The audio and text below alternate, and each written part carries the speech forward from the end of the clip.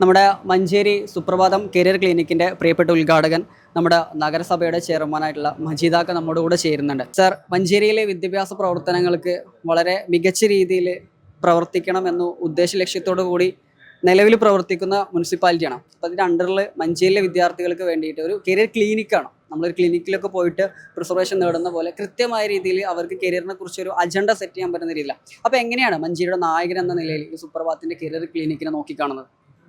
സുപ്രഭാതം ഞാൻ മനസ്സിലാക്കിയെടുത്തോളം പത്രപ്രവർത്തന രംഗത്ത് മാത്രമല്ല, സാമൂഹ്യ വിദ്യാഭ്യാസ രംഗത്തുള്ള ഒരു പുതിയ ചുവടുവെപ്പായിട്ടാണ് ഈ പ്രോഗ്രാമിനെ ഞാൻ കാണുന്നത്. പ്രത്യേകിച്ച് എന്ന് വെച്ചാൽ 10ാം ക്ലാസ്സും +2 കഴിഞ്ഞ കുട്ടികൾക്ക് അവർക്ക് ഒരുപാട് സംശയങ്ങൾ നിലനിൽക്കുകയാണ് നാളെ ഏത് എന്നുള്ളതിനെക്കുറിച്ച്. സ്വാഭാവികമായിട്ടും അത് ദൂരീകരിക്കാൻ വളരെ നല്ല രീതിയിലാണ് ഈ ചടങ്ങുകൂടെ സംഘടിപ്പിക്കപ്പെട്ടിട്ടുള്ളത്.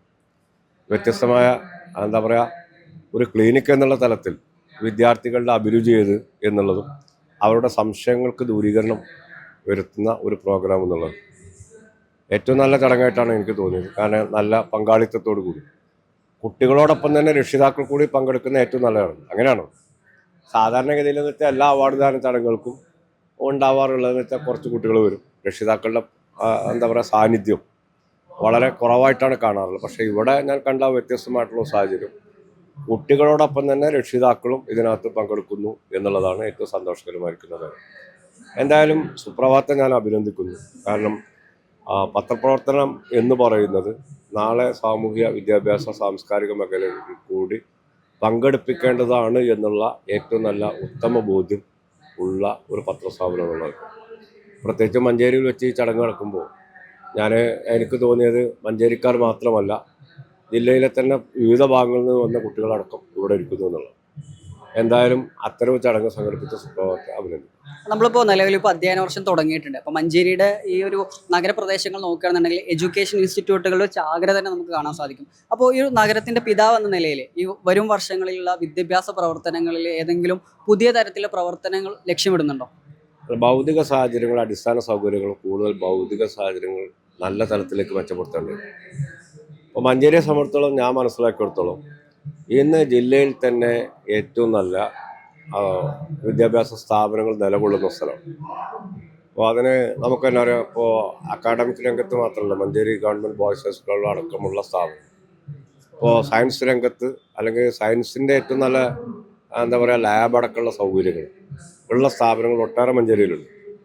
അപ്പോൾ അത് സ്വാഭാവികമായിട്ടെന്ന് വെച്ചാൽ അതുമായി അനുബന്ധമായിരിക്കുന്ന ഒരുപാട് സ്ഥാപനങ്ങൾ മറ്റും ഇവിടെ ഉണ്ട്, അത് തർക്കമൊന്നുമില്ല. അത് എന്തായാലും അവരുടെ ഭൗതിക സാഹചര്യങ്ങൾ മെച്ചപ്പെടുത്താനാണ് നഗരസഭ ഇപ്രാവശ്യം കൂടുതൽ ശ്രദ്ധ ചെലുത്തുന്നത്. പ്രത്യേകിച്ചും Manjeri boys high school, Manjeri girls high school, Nellikuth high school തുടങ്ങിയ അത്തരം സ്ഥാപനങ്ങളിലൊക്കെ ഇപ്പോഴും അടിസ്ഥാന സൗകര്യങ്ങളുടെ കുറവുണ്ട് എന്നുള്ളത് ബോധ്യമാണ്.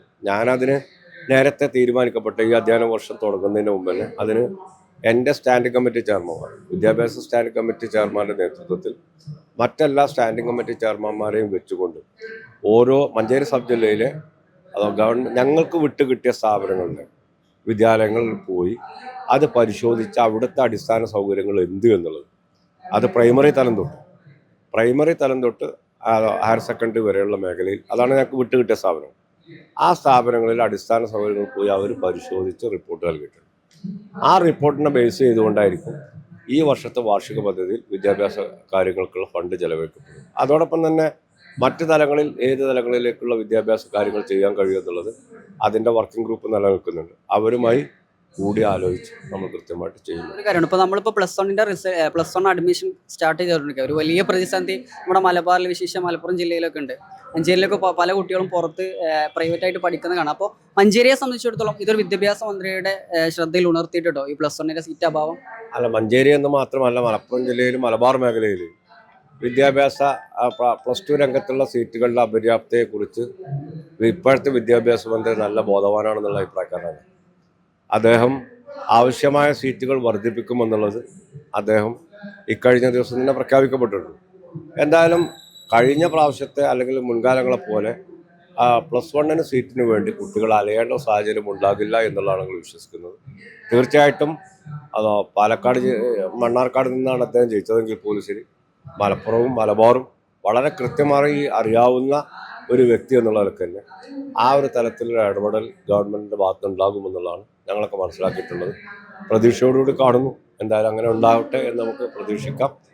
അതോ അത്തരത്തിലുള്ള സാഹചര്യം ഉണ്ടാകുമെന്ന് തന്നെയാണ് ഞങ്ങളൊക്കെ മനസ്സിലാക്കിയിട്ടുള്ളത്. നമ്മൾ ആഭ്യന്തര മന്ത്രി പ്രഖ്യാപിച്ചിട്ടുള്ള തൂഫാൻ എന്ന് പറയുന്ന പദ്ധതി പൊതുവിലിപ്പോൾ നമ്മൾ സ്കൂൾ സ്റ്റാർട്ട് ചെയ്യുന്ന സമയത്ത് അത് സ്കൂളിലേക്കും മാറി ആ പ്രവർത്തനങ്ങൾ മാറാറുണ്ട്.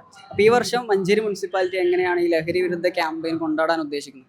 അല്ല, ലഹരി ഇന്നിപ്പോൾ നമുക്കറിയാലോ, സംസ്ഥാന സർക്കാർ തന്നെ ഓപ്പറേഷൻ തൂഫാൻ പ്രഖ്യാപിച്ചത് വിദ്യാലയങ്ങളുടെ വിദ്യാർത്ഥികളെ കേന്ദ്രീകരിച്ചു കൊണ്ടുള്ള ചില ലഹരി മാഫിയകൾ പലയിടങ്ങളിൽ പ്രവർത്തിക്കുന്നു, യാതൊരു തർക്കവുമില്ല.